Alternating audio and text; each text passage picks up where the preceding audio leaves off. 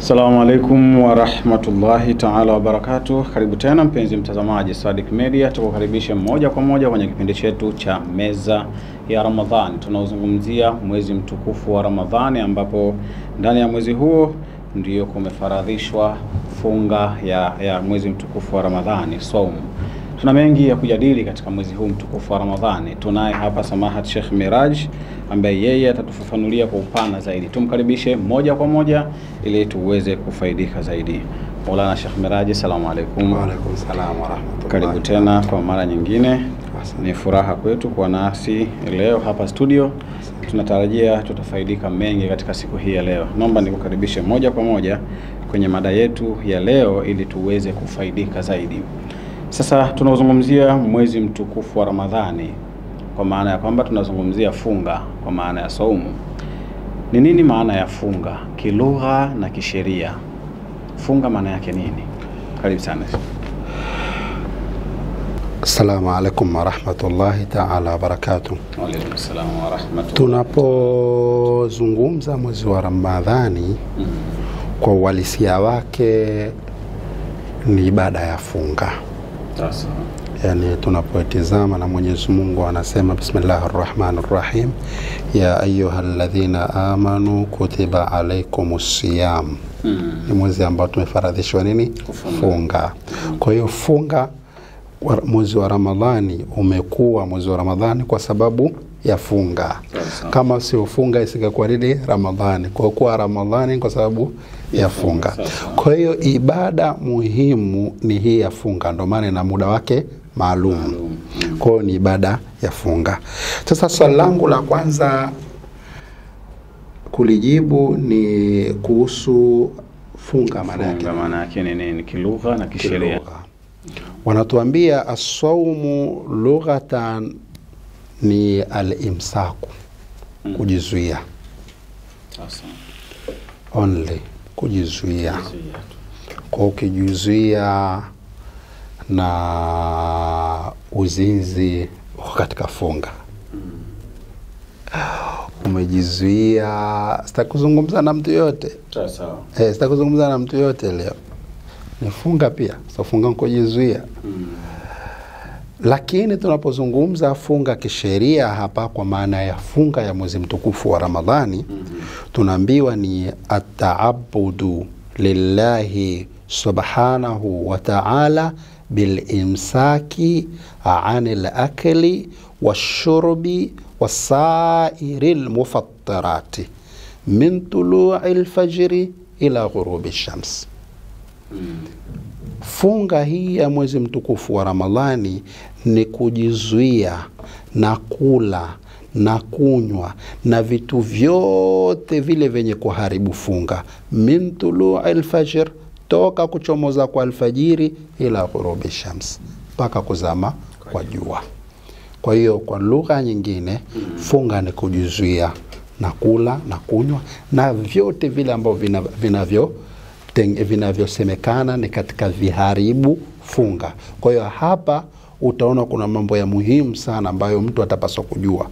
Mbali na kujizuia na kula na kunywa, natakiwa nijizuie na vingine vipi ambavyo venye kuharibu funga. Haya ni mambo mengine. Na je, muda wa funga ni muda gani? Ni tokea alfajiri mpaka muda wa magharibi. Basi unapokuwa katika msingi huu, wewe unahesabika umefanyaje? Umefunga. Kwa hiyo hiyo ndio funga kisheria. Funga ziko za aina ngapi? Vigawanyo vya funga tumeshaitazama hapa. Funga ni nini? Tunatakiwa tuangalie sasa ziko funga za aina ngapi. Funga kwa ujumla wake ziko za aina tatu. Kuna funga za wajibu kwa misingi ya kisheria, za lazima. Ni kama hii funga mwezi mtukufu wa Ramadhani na nyinginezo ukipenda tutazitaja. Lakini pana funga pia za sunna, ukizipenda pia tutazitaja. Lakini pana funga pia za haramu ambazo zimekatazwa, wanaita funga zilizokatazwa. Kuna funga zilizoamrishwa, kuna funga zilizoamrishwa kisheria, na kuna funga zilizokatazwa kisheria, na kuna funga za sunna ambazo zimehimizwa. Lakini sasa mtuelezee hapa kwa kuanzia na funga za wajibu. Kama muda utatutosha tutaangalia na hizi zingine za sunna na zingine, lakini hizi za wajibu ni zipi? Funga za wajib ziko za aina mbili. Funga za wajib ziko za aina mbili. Funga ya kwanza wajibun bi asli ash-shar'i ay bighairi sababin min al-mukallaf, ni funga ya kisheria lakini haitokani na sababu ya mtu mwenyewe ya mhusika. Yani ni imewekwa. Mfano funga ya mwezi wa Ramadhani ni funga ambayo Mwenyezi Mungu Subhanahu wa Ta'ala kafanyaje, kaiamrisha. Haitokani na wewe. Unajua kuna funga ambayo inatokana na wewe mwenyewe, wewe ndo unasababisha iwepo. Kuna funga ambayo mtu anasababisha funga iwepo, na kuna funga ambayo imewekwa na Mwenyezi Mungu Subhanahu wa Ta'ala, hujasababisha wewe, imewekwa. Ni mfano wa funga ya mwezi mtukufu wa Ramadhani. Hii ni funga ya lazima iliyowekwa na nani? Na Mwenyezi Mungu Subhanahu wa Ta'ala, na wala haijaja kwa sababu ya mtu. Tumeelewana mpaka hapo? Hiyo ni funga ya kwanza ya lazima. Lakini funga nyingine ambayo ni ya lazima ni ile wajibun bisababin min al-mukallaf, ni ile ambayo inatokana na yule aliyokalifishwa na sheria, mtu mwenyewe. Yani mtu mwenyewe ndio sababu awepo funga hiyo, na funga hiyo ni lazima. Mfano saumun nadhir. Mtu kaeka nadhiri, bana mimi Mungu akijalia mke wangu akajifungua, hii mimba alokuwa nayo akajifungua mtoto wa kike, nitafunga siku 3. Nadhiri umeweka, akajifungua kweli mtoto wa kike au wa kiume, kwa vile ulivyotaka na ukanuia, ukaeka nadhiri wewe utafunga. Funga ile ni ya wajibu kwako wewe, ni wajibu kuifunga ile funga. Na ndo hapa nitakupa mfano Bibi Fatima salawatullahi wasalamuhu alaiha. Bibi Fatima aliuguliwa na Al-Hasan na Hussein, wanawe wawili waliugua. Wakawa wanahangaika kuwauguza watoto. Baba, mama wanahangaika kwa sababu kuugua ni sehemu ya mapito ya maisha ya nani? Ya mwanadamu. Kuugua ni sehemu. Kwa hiyo waliugua wajukuu wa Bwana Mtume. Bibi Fatima alichanganyikiwa mno wakati mpaka mwisho ikafikia hatua Bibi Fatima sallallahu wasalamuha alaiha akasema, lau Mwenyezi Mungu atawaponya wanangu, wakipona watoto hawa, basi nimeka nadhiri nitafunga. Atafunga. Fi'lan Mwenyezi Mungu Subhanahu wa Ta'ala akawaponya Al-Hasan wal-Hussein. Sasa ikawa aleka nadhiri atafunga, basi akafunga. Wakati ameanza kufunga, basi Al-Hasan na Hussein nao wakaamua kufunga na mama yao mnanilia Ali bin Abi Talib, wakafunga na wakapungua na mtihani pia. Ikawa ule muda wa kufuturu, siku ya kwanza muda ule wa kufuturu umefika, hawana chakula cha kula watu wengi na nini, lakini wanaambia daftari yao. Ghafla akaja mateka na njaa la muda mrefu. Bibi Fatima akakitoa, akakipigia chote. Kale kaftari kakaisha chote. Akaja siku ya pili yake, kaendelea iftari nyingine, kaja yatima hajapiga msosi muda mrefu, ana njaa. Katolewa akala ile. Siku iliyofuata maskini, yani siku 3 mfululizo zile zote zile zikawa, yani funga yao ile nayo pia ikaingia, kutoka kuuguza, lakini na funga nayo pia ikaingia.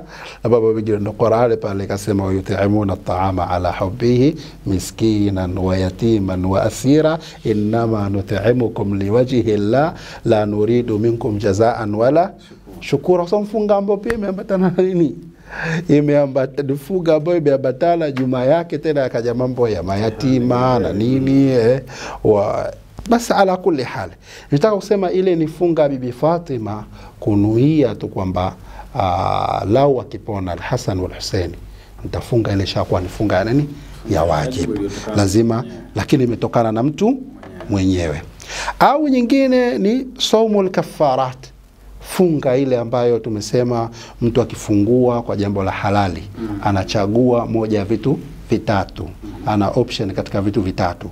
Moja, ima kuacha mtumwa huru, au kulisha maskini 60, au kufunga miezi 2 iliyofuatana. Sasa wewe ndio umesababisha, inatokana na wewe. Ulifungua kwa makusudi. Kwa hiyo na ulipofungua kwa makusudi umechagua nini? Funga ya kufunga miezi miwili iliyofuatana. Kwa hiyo hiyo ni funga imesababishwa na mtu mwenyewe. Kisha alqadha, funga ile ya kulipa. Kama msafiri au ni mgonjwa. Mtu ni mgonjwa, ilikuwa afunga kuweza kufunga, atalipa wakati mwingine. Sababu angeli siku ile asingelikuwa mgonjwa angefunga, lakini sababu inatokana na yeye mwenyewe, ni mgonjwa, kwa hiyo kuweza kufunga atalipa. Au wamama mathalan kuingia katika nyakati zao zile, atalazimika kulipa wakati mwingine. Kwa hiyo hizo ndo funga za nini? Funga za wajib. Ziko za aina mbili. Funga iliyowekwa kisheria tu na Mwenyezi Mungu Subhanahu wa Ta'ala, na funga ambayo inatokana na mtu mwenyewe. Bado tuna muda kidogo. Tuelezee na funga za mustahabu ni zipi, kwa maana funga za sunna. Funga za mustahabu, funga za sunna, kuna funga za aina mbili. Funga ya kwanza ni funga ambayo haijashurutishwa muda. Yani haina muda maalum. Ni wewe tu mwenyewe umejisikia mimi nitafunga kesho, kama kufunga. Haijawekwa upate dhambi kama hujafunga.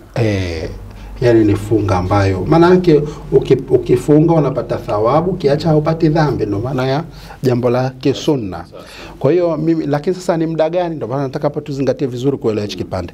Ni funga ambayo inatokana na mtu kujitolea kufunga. Lakini haijawekewa wakati nini maalum. Kisha pana na funga nyingine ya sunna ambayo imewekewa wakati maalum wa kisheria. Imewekewa wakati maalum wa kisheria. Nao mfano ni funga ambayo imekuja kisheria kama vile kasaumi sita mina Shawwal, kufunga zile siku sita zile za Shawwal. Zile zimewekwa kisheria.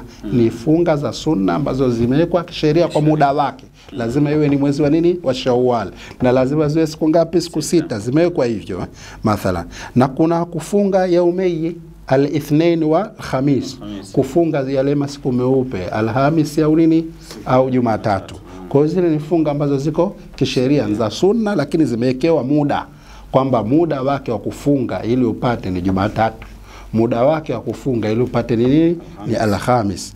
Lakini kuna funga yaumi Arafa, ya siku ya Arafa ile. Ile funga ya siku ya Arafa pia ni funga ambayo sunna, na huwezi kuifunga isipokuwa siku ya nini? Ya Arafa. Sio, tumeelewana? Hizo ni mfano wa funga ambazo kwa hiyo kuna zile funga ambazo mtu mwenyewe anaamua. Maamua kufunga zangu Jumatano. Mwenyewe maamua Jumatano. Kuna hadithi yoyote imeweka au nini? Hamna. Nimeamua Jumatano nitafunga. Ni funga ya sunna. Nimejisunia kufunga. Sasa na panafunga sasa hizo ambazo tumesema zimekuja kwa mujibu wa nini? Wa sheria, ambazo zimewekewa muda maalum. Kwa hiyo ukifunga Jumatatu kwa kuwa ipo mategemeo ya kisheria, Jumatatu, Alhamisi yapo mategemeo ya Arafa, yapo namna ya siku ile ya funga ya Arafa. Shawwal kuna hizo sita za nini? Za Shawwal. Kwa hizo ndo funga ambazo zilizokuwa ni funga za sunna. Kwa haraka tumalizie sasa funga zisizoruhusiwa. Funga za haramu, funga zilizokatazwa. Yes. Funga zilizokatazwa pia ziko za aina mbili. Wanaita saumun muharramun ala qismin. Funga zilizoharamishwa ziko za aina mbili. Ya kwanza, funga zilizokatazwa zenye kubeba unwani ya uharamu. Haramu maana yake ukifanya unapata dhambi, ukiacha unapata thawabu. Kwa maana ya haramu. Funga ambayo wewe ukiifanya unapata dhambi, ukiacha unapata thawabu. Funga gani? Funga ya kwanza ambayo ndo hiyo ilokatazwa ni saumu au mithlu saumi yaumei al-eidain. Funga ya siku ya Idi, ya siku kuu ya Idi, Eidul Fitr na Eidul al-Adha. Funga ya Idi kubwa na Idi ndogo, kama wenyewe Waswahili wanavyosema. Funga ya Idi kubwa na funga. Ukifunga siku ya Idi ni haramu. Maana yake kufunga siku ya Idi unapata dhambi. Mtu akaamua bwana mimi najiweza, naona anaamua kufunga leo siku ya Idi, unapata dhambi.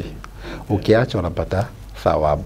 Kwa hiyo ni funga ambayo imeharamishwa kabisa mtu kufunga siku ya sikukuu, kufunga siku ya Idi. Lakini kuna funga nyingine imekatazwa ambayo lakini imepewa unwani makruhu. Makruhu maana yake ukiacha unapata thawabu na ukiifanya hupati dhambi. Funga hiyo pia ambayo imepewa unwani nini ya makruhu ni gani? Mithlu saumi yaumi Arafa lilhaji. Ni kama funga ya siku ya Arafa kwa yule mwenye kuhiji. Ni makruhu. Yeye yuko hija alafu akafunga ile funga ya nini ya Arafa. Yeye kwake ni makruhu kufunga ile funga, maana yake akiacha anapata thawabu, lakini akifanya apate nini? Apate dhambi. Kwa hiyo hii ni funga imekatazwa. Kwa hiyo imekatazwa kwa nani? Imekatazwa kwa yule aliyekuwa hija, amekatazwa kuifunga, ndio maana ikawa nini? Makruhu, asifunge. Kwa hiyo hizo ndo funga zilizokatazwa. Shukrani sana Maulana, shukrani sana. Mambo ni mengi kweli kweli. Kama unavyojua, inapofika mwezi huu mtukufu wa Ramadhani, maswali ni mengi ambayo watu wanahitajia kuyafahamu. Tuangalie hapa kidogo kama muda utatutosha. Je, tunaweza kuzungumzia kwa uchache kidogo faida za funga? Faida za funga. Funga ina faida nyingi. Kwanza katika ibada ambayo Mwenyezi Mungu Subhanahu wa Ta'ala anajisifu kwa ibada hiyo, ni ibada ya funga, ambayo anasema funga ni yangu na mimi ndo natoa malipo ya. Manake funga, ibada ya funga haijulikani kiwango cha thawabu yake. Ndo maana yake kwamba funga ni yangu na mimi ndo najua malipo ya mfungaji, namlipa vipi yule mwenye kufunga. Kwa hiyo hiyo ni jambo la kwanza. Mwenyezi Mungu tunaambiwa katika hadithul Qudus, Bwana Mtume Mwenyezi Mungu anasema as-sawmu li wa ana ujzibi au ajzibi, mimi ndo nalipa malipo ya nini? Ya mfungaji. Hiyo ni number 1. Number 2, katika kufunga pana kusanyika subra za aina 3. Nadhani sikupata nafasi, ungekuwa muda unatosha ningeelezea kwamba mwanadamu katika maisha yake ya kawaida anatakiwa awe na funga za aina 3 na subra za aina 3. Yani katika maisha yake ya kawaida asikose subra za aina 3, lazima awe nazo. Shukrani sana. Hizi tutakuja kuzielezea wakati. Sasa zile subra za aina 3 zimekusanyika kwenye kufunga. Mtu anapofunga anakuwa ametimiza zile subra za aina 3. Lakini vile vile faida nyingine ya funga ni kwamba as-siyamu yashfa'u li sahibihi yawm al-qiyamah. Funga inamuombea yule mfungaji siku ya kiyama, katika kitu ambacho kinaweza kutuombea kwa Mwenyezi Mungu Subhanahu wa Ta'ala, na chenye nafasi ya kukuombea kwa Mwenyezi Mungu Subhanahu wa Ta'ala ni funga yako. Funga ina uwezo wa kukuombea kwa Mwenyezi Mungu Subhanahu wa Ta'ala. Jambo la 4, as-sawmu min al-a'mali allati wa'ada Allahu Ta'ala fa'ilaha bil maghfirati wal ajri al-'azim. Kwamba funga ni katika matendo mema ambayo Mwenyezi Mungu Subhanahu wa Ta'ala amemwahidi yule mwenye kufunga msamaha, kumsamehe kutokana na funga, lakini kumlipa malipo makubwa kutokana na nini? Na funga. Lakini namba 5, kwamba as-siyamu kafaratul lidhunubi wal khataya. Kwamba funga ni inatufutia, inatuondoshea madhambi na makosa. Ukifunga Mwenyezi Mungu Subhanahu wa Ta'ala anakufutia madhambi, lakini ukifunga Mwenyezi Mungu Subhanahu wa Ta'ala anakuondoshea makosa yako. Lakini namba 6, la 6, as-sawmu junnatun wa hisnun minan nar. Vile vile funga ni kinga ambayo inamkinga mtu na moto. Yani unapokuwa umefunga Mwenyezi Mungu Subhanahu wa Ta'ala anakuondosha katika watu wa motoni. Kama uliandikiwa ni katika watu wa motoni, basi ukiingia katika kufunga, ukafunga, ukatekeleza ibada ya kufunga, Mwenyezi Mungu Subhanahu wa Ta'ala anakuondosha kuwa katika watu wa nini? Wa motoni. Lakini namba 7, al-iktharu minas sawm sababun lidukhulil janna. Kuzidisha kufunga ni sababu ya mtu kwenda peponi. Kwa njia ya kwenda peponi. Funga ni njia ya kumpeleka mtu peponi.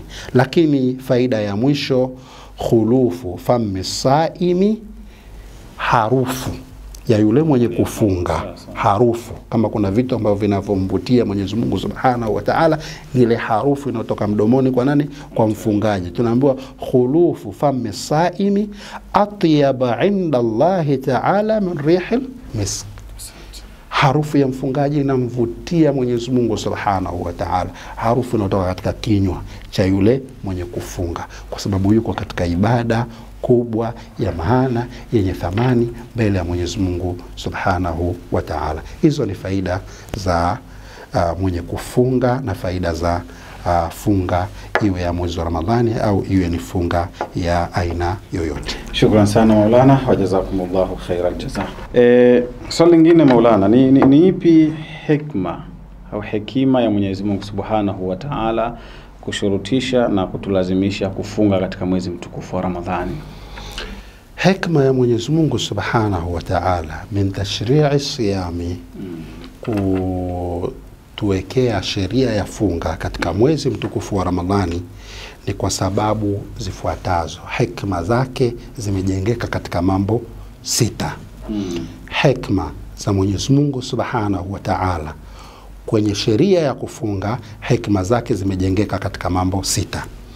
Jambo la kwanza, anna sawma wasilatun litahqiqi taqwa Allah azza wa jalla. Funga ni njia ya kumpeleka mtu kuwa ni mcha Mungu. Kwa hiyo Mwenyezi Mungu Subhanahu wa Ta'ala, hikma yake ni kutaka sisi kuwa wacha Mungu, ndio maana akatuwekea funga. Ndio hikma yake ya kwanza katika funga.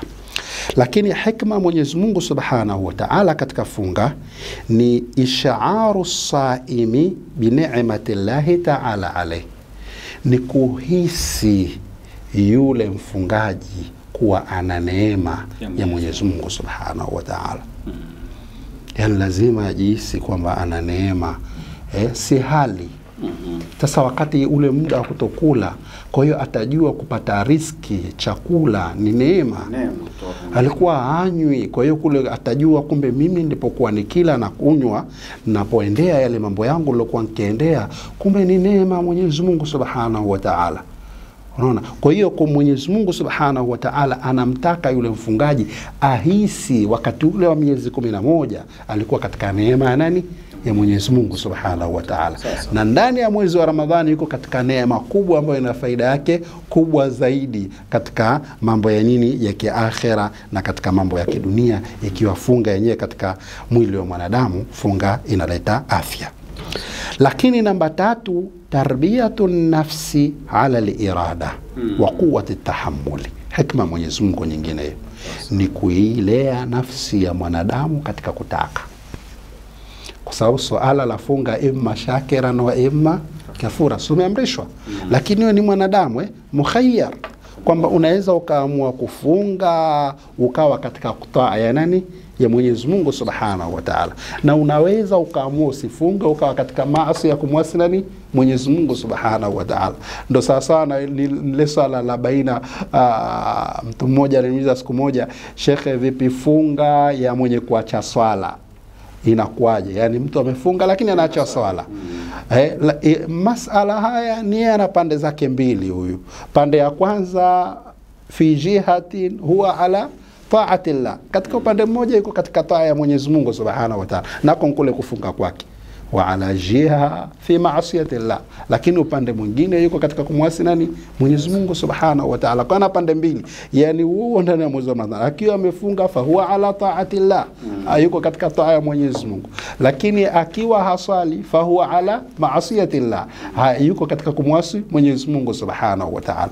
Yani nafsi wakati huo wa mwezi wa Ramadhani anatii na anafanyaje? Anaasi. Kwa hiyo turudi kwamba mtu anapofunga, miongoni mwa hikma Mwenyezi Mungu kuweka kufunga ni tarbiyatun nafsi. Mwenyezi Mungu anataka tuzilee sisi nafsi zetu ala al-irada, katika maamuzi sahihi, kwamba mimi nafunga, naamua kuwa katika taa ya Mwenyezi Mungu Subhanahu wa Ta'ala. Lakini vile vile jambo la 4, fi sawmi qaharun lishaitani, katika funga unamshinda shetani. ni ngome ambayo inamuondosha shetani.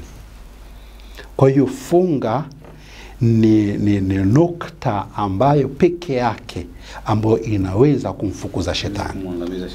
Funga inamkimbiza shetani, na ni ngome ambayo shetani inamshinda ni kufunga kule. Lakini vile vile as-sawmu mujibu lirahmati wal atfi ala almasakin. Funga katika hikma Mwenyezi Mungu Subhanahu wa Ta'ala, funga inapelekea watu kugubikwa na huruma, na zaidi kuwaonea huruma maskini. Mtu anapokuwa anahisi ile njaa, ndo pale anapata nafasi ya kufikiria, mimi tu leo sijala wala sijanywa, niko katika hali hii, ni vipi maskini anayekosa kula? Kwa kumbe ambaye hali anateseka, kumbe ambaye hanywi anateseka, kumbe mtu akichokosa chakula na maji anateseka.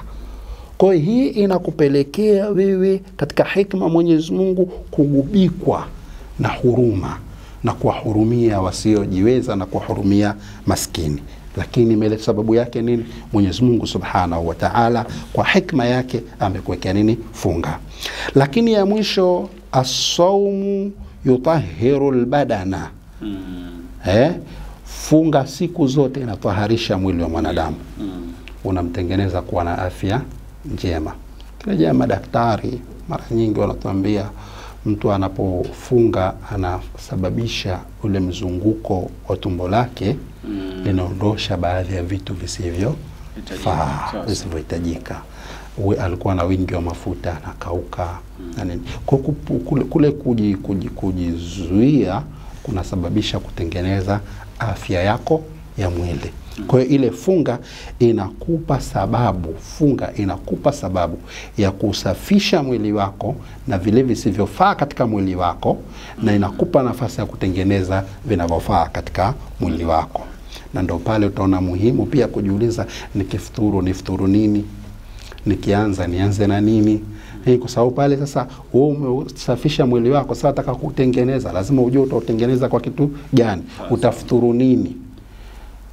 Na tuepuke pale kwa zile iftari, mtu anafuturu mpaka anapitiliza, anakula mpaka cha kesho kutwa. Kikiisha tumboni cha kesho kutwa. Swala yenyewe hawezi kuiendea. Huyu anatengeneza mwili wake, alafu wakati huo anauharibu zaidi. Wakati huo anauharibu zaidi. Au watu wasiojua kwamba kula nini. Na kitu cha muhimu sana katika Uislamu, tunafunzwa mambo haya ya muhimu sana. Mtu kujua anatakiwa kula nini, asile nini, ili kutengeneza afya yake. Uislamu hakuna kitu unajali kama afya yako. Na afya ni neema kubwa katika Uislamu. Neema ya kwanza katika Uislamu ni mtu kumwamini Mwenyezi Mungu, kisha neema ya pili kuwa na afya njema. Kwa hiyo Uislamu katika suala la afya ina nafasi kubwa sana afya yako. Kwa hiyo pale tunapoelekea kufuturu lazima tujue tunafuturu nini. Na Mtume sallallahu alaihi wa alihi wasallam mara nyingi ametuelekeza nini. Kisha tutakapojua tumeelekezwa nini, tutarejea faida ya vile ambavyo tulivyoelekezwa. Shukrani sana. Asante habibi. Tumefikia tamati kwa siku hii ya leo kwenye kipindi chetu kitakatifu cha Meza ya Ramadhani. Nikuombe mpenzi mtazamaji uendelee kubaki nasi ili tuweze kufaidika na mada hizi. Billahi tawfiq, wassalamu alaikum wa rahmatullahi wa barakatuh.